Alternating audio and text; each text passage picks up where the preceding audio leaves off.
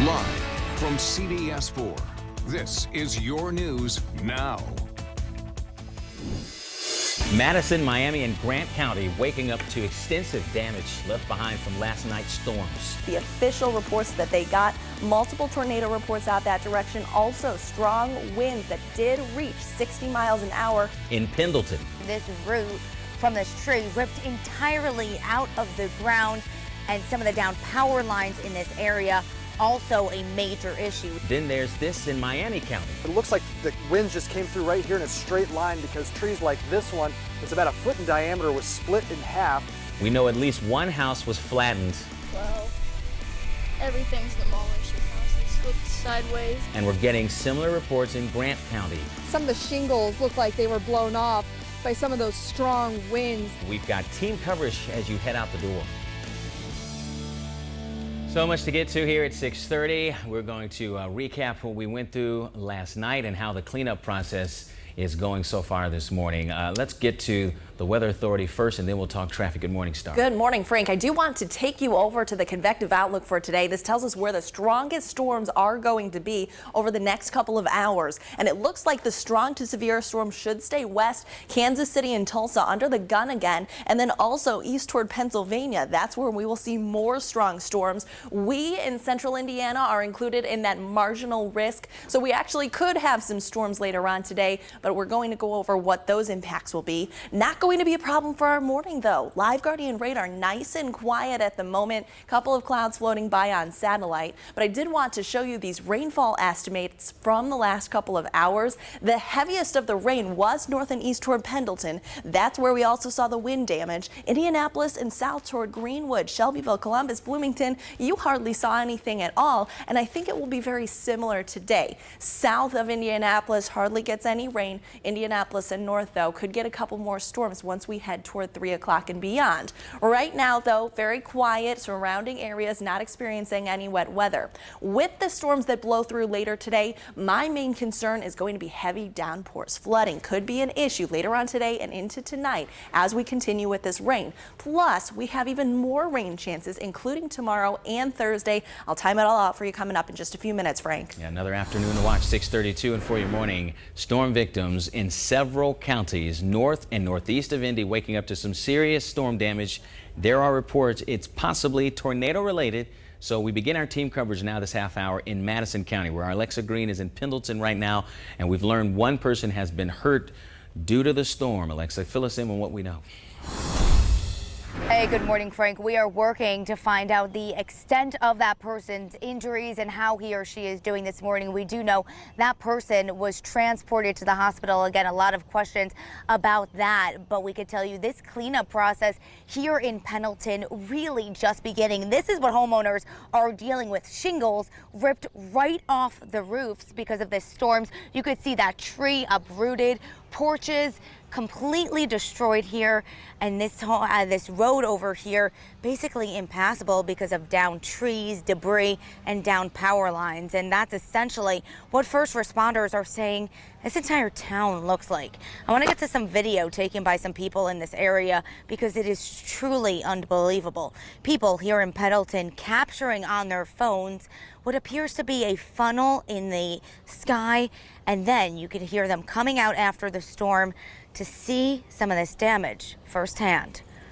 The whole town's devastated. Trees are down on almost every street in the town. It's like all the trees in my backyard are uprooted.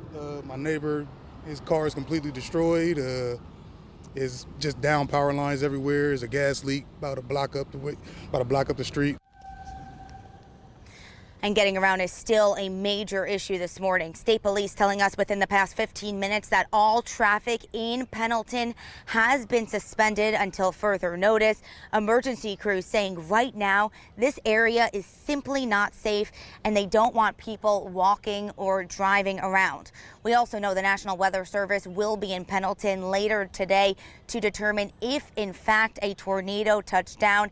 In the meantime, we can tell you first responders are still saying this is a very active and dangerous scene. You could see just all of the debris behind me, all of the damage that people are waking up to. For now, they say they want people in the Pendleton area to sit tight, stay at home, and let first responders do their job.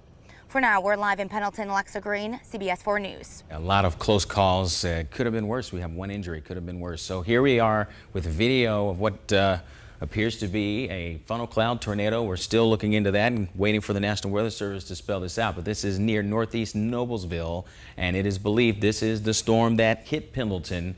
What a viewpoint that is. Also, how about these images? A viewer spotted this northwest of Sweetser in Grant County. Could be the infant stages of a tornado as well. Storm clouds that are ominous in Anderson now near the I-69 and MLK exits. A woman says she was driving home when the tornado warning started, so she got off the interstate and says clouds were rotating above her. Well, we are continuing our storm coverage now in Miami County. That's where Colby Thielen is live now. And Colby, what are you seeing there? Well, Frank, now that the sun is up, we're getting a much clearer picture of the scale of this damage. From this direction to this direction, we're seeing tons of trees either uprooted or broken in half. And I just spoke with the homeowner who lives somewhere back in there through all of the branches and the downed trees. He says he estimates that there are hundreds of trees down all around his home.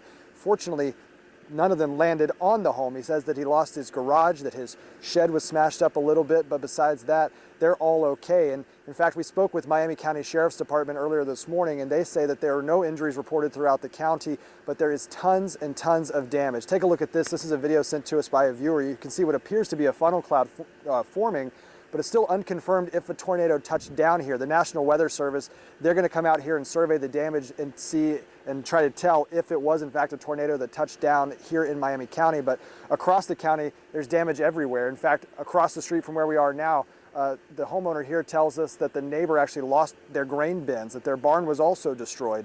There were homes that were destroyed. We spoke with a 12-year-old boy who saw his father's home destroyed last night. Take a listen to what he had to say. Like demolished. I don't know, really, like just saddened that they got demolished and now they have to start over. To start over. It's really hard to hear that and to see the footage of that.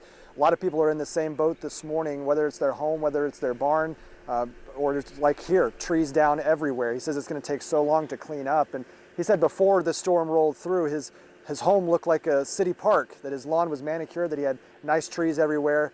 Now he says all that's left to look at are pictures. Frank, I'll send it back to you. It's going to be a while before it looks even close to what it once looked like. 6:37. Storm reports have been coming in from all over the northern part of Indiana. Another ominous cloud here from the east side of Lafayette, Indiana. Sirens were going off yesterday. Here we have video of a funnel cloud out of northwest Indiana. This is the town of Dyer near Cherville. Tornadoes also touched down last night in Iowa and Illinois. The Midwest slammed again. So look, you can stay alert anytime with the free Indy Weather Authority app. You can track live Guardian radar, get weather warnings right to your smartphone for your protection. Developing now, crews searching for 3 people who just disappeared on Indiana waterways in 3 separate incidents. So in White County, crews from 6 different agencies are searching for Stephen Pitts. Witnesses saw his kayak capsize on the Tippecanoe River, and they believe he was sucked into the Norway Dam. Pitts was not wearing a life jacket. Authorities are now calling it a recovery effort. Conservation officers still looking for 52-year-old Terrence Williams, who fell from his canoe in the White River in Indy on Saturday. And they had a vigil for 4-year-old Owen Jones, who was last seen as he was swept away in Deer Creek in Delphi. His family was joined by countless members of the community for their support.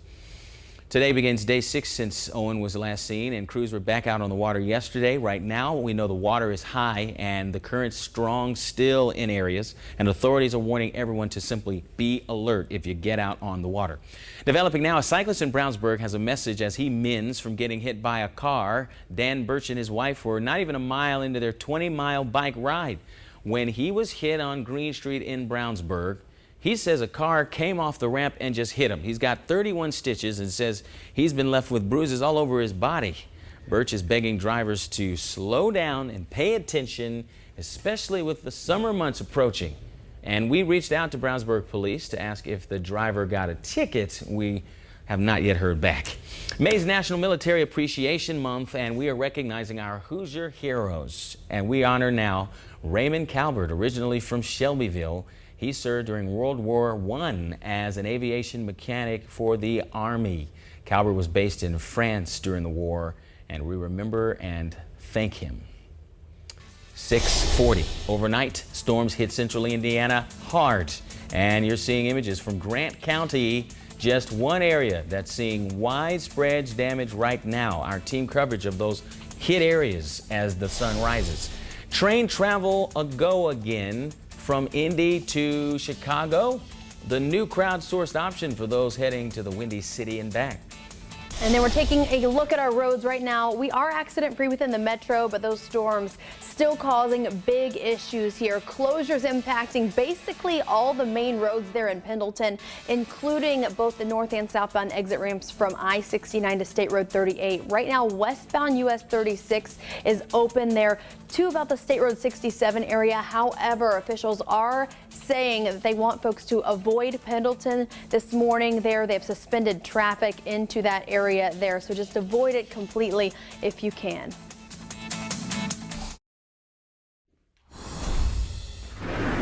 .644 and a live look outside. Things look a lot better now than we saw yesterday evening.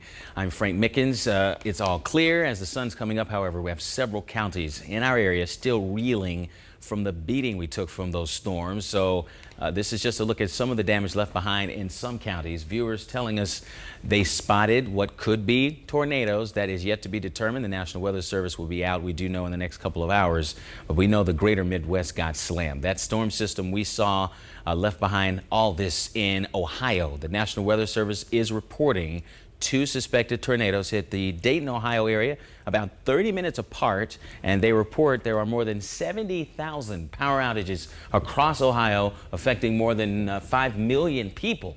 Crews used plows to scrape debris off the side of southbound I-75. That's how bad the damage was. Severe weather also hitting Illinois. In the storm's aftermath, residents reporting broken windows and screens, flooded roads, and yes, more power outages. 1 minute the sky seems clear, or at least, the weather's decent. Next thing you're just getting hit like a raging storm. Wow. Yeah, it just came down fast and unexpected. Well, a tornado watch was put in place in other parts of the state as well. And meanwhile, cleanup is happening in Floyd County, Iowa, after an EF1 tornado has confirmed touchdown in Charles City.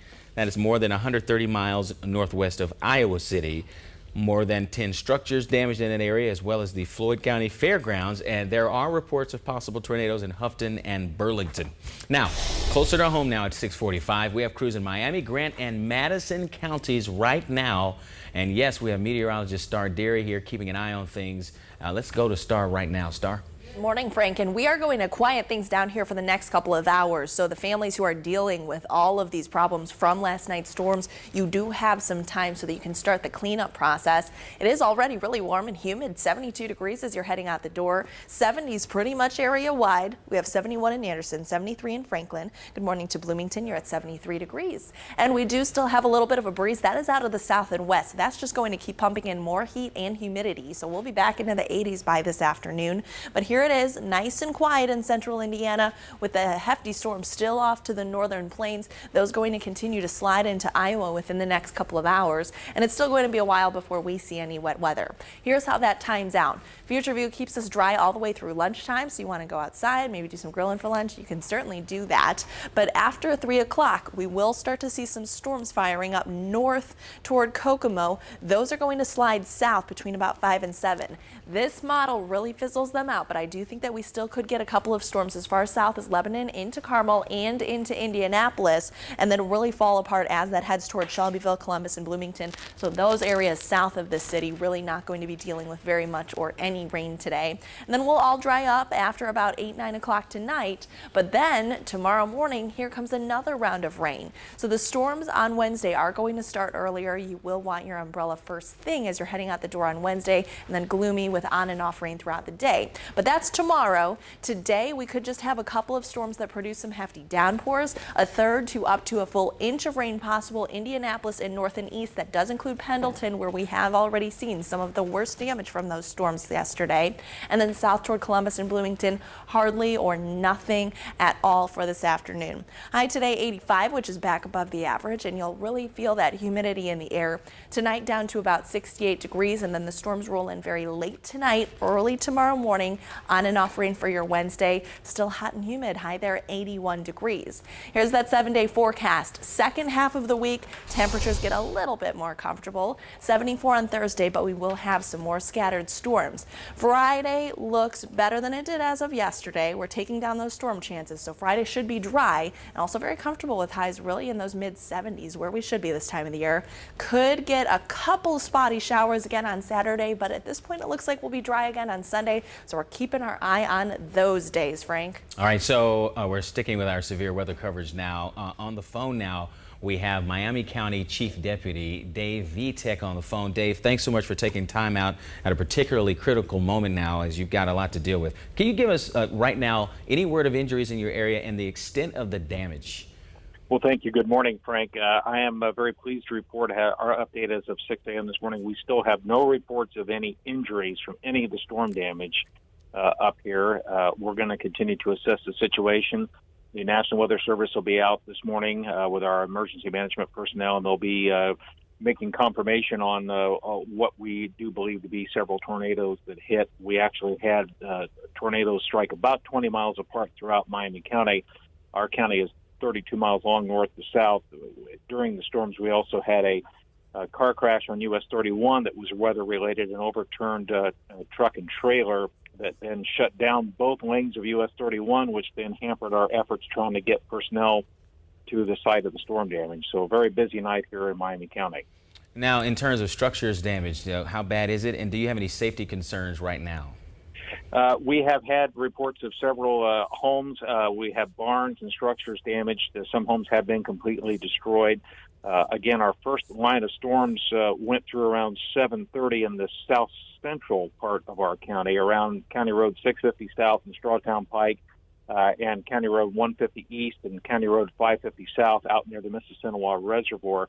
We did have homes damaged out there, a lot of power lines down and trees down. About 10 minutes later, the second line of storms and possible tornado hit the Macy, Gilead, Macy Middle Arc Road area up north, and that's extensive damage up there. There were several homes destroyed. Again, no injuries. One of our biggest concerns in the northern part is we have a 765,000 volt transmission line that runs the length of our county.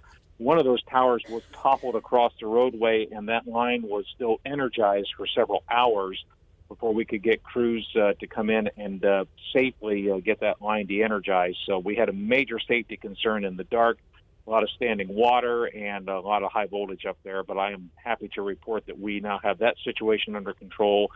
County Highway is still continuing to clear the roads, and residents and neighbors are working with each other, and the cleanup is underway as the sun comes up. All right. Well, that's all good news that the process has started. Thanks so very much, Dave. We appreciate it. Thanks for your hard work and helping our community. Let's get to Rachel now and get the latest on how this is impacting traffic.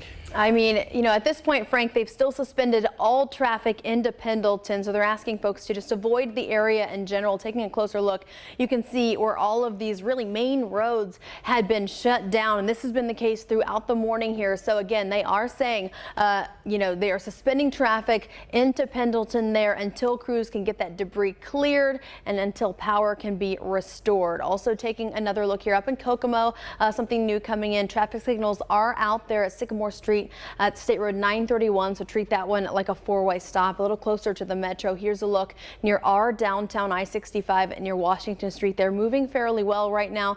A little busier here. You can see southbound 465 at Fall Creek. Looks like we have a disabled vehicle there pulled off to that far right shoulder, not causing any major backups. And I believe Drive Cam also out and about right now. I believe he's in the downtown area. And looks like that is still the case there. Right by the JW Marriott, and you can see things just beginning to wake up in that downtown area right now, Frank. Okay, so we're going to move away from weather for a second and talk about racing. Okay, it seems like a few years ago, IndyCar driver Simon Pagenaud was learning how to be competitive on an oval course he never raced on. And now the Frenchman banking more than $2.5 million for winning the greatest spectacle in racing. Simon says he partied until the wee hours of Memorial Day, got about 90 minutes of sleep, then headed back in uniform to the track for the annual winner's photo, complete with the winner's wreath and that bottle of milk.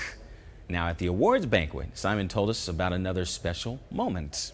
When you're a foreigner, or even if you're American, I'm sure, for the President of the United States to call you and talk to you about the race you just ran, so it was just incredible. I felt so proud. We're going to take the Borg Warner to France. The CEO of Borg Warner is French. His name is Fred, and we got to know each other this weekend. And yeah, we're taking it to France, probably to my hometown in Paris. It's a French takeover here. And the beat goes on for the captain, Roger Penske, rolling to his 18th 500 win, his second in a row, second straight IMS sweep. And yeah, his team just keeps having the most impressive backing, the top teams and crew members, and yet another first-time 500 champion. It's all clicking for Penske, Team Penske. Happening today, several families at Riley Hospital for Children will get to meet Colts linebacker Darius Leonard. He's going to be at Circle Center Mall signing autographs for patients and their families. This is going on from 6:30 to 8 inside the Collector's Den. There's a new crowdsourced bus service that hopes to offer travelers another option between Indy and Chicago. Transportation company Our Bus will launch a 2-month pilot of daily round-trip service starting July 1st, just a day after Amtrak's Hoosier State train ends operations. The New York-based company is planning routes based on customer feedback, and the plan is to charge an initial $10 and eventually go up to $40. Buses will leave Indy in the morning and return from Chicago in the evening. Well, this year's measles outbreak now reaching levels we haven't seen in 25 years. The CDC is reporting 940 confirmed cases in the U.S. so far this year. So that is 60 more than last week. Officials say we are very close to surpassing the 1994 outbreak. Back then, America hit 963 confirmed cases of measles. So as it stands now, 26 states have confirmed cases. New York seeing the worst with more cases reported weekly than any other state. So far, Illinois has 8 confirmed cases. Developing now, we've got quite the crime investigation connected to a suitcase found in a creek on the near southeast side of Indy. 2 passersby found this suitcase, and inside were human remains. This was on Villa Avenue near Bean Creek. IMPD is not saying if it's a man or a woman. They have said it does not seem to be a baby or a small child. Investigators are now working to figure out how the person died and how they ended up in that suitcase. Breaking now at 6:55, we've just learned Noblesville police are monitoring an anonymous threat referencing Noblesville West Middle School. The district is now saying a social media exchange regarding the school shooting last May escalated over the weekend, leading to this anonymous threat. And a note did go out to parents, and students are going to see an increased police presence today. Kids that want to stay home, of course, are going to get excused, so we'll continue digging on information on that developing story. Right now at 6:56, we've got crews all over central Indiana right now monitoring reports of storm damage. It was a serious storm system. Samantha Myers is live in Grant County, and Sam, you've seen some pretty incredible footage of a funnel cloud. We're on West 500 North near Jalapa. There is a lot of damage in this area. You can see all the tree limbs that are down right here, but behind them, downed power lines, making this area pretty dangerous at the moment. So if you are driving around here this morning or today, be careful as you drive around. Be on the lookout for any downed power lines. But look at all this damage. Look at these trees. There's so many trees that look like they've just been cut in half by strong winds. There's a lot of trash, debris mixed in there. A train spotter reported seeing a funnel at 8:13 last night, reported debris being thrown around. That's what we're seeing here.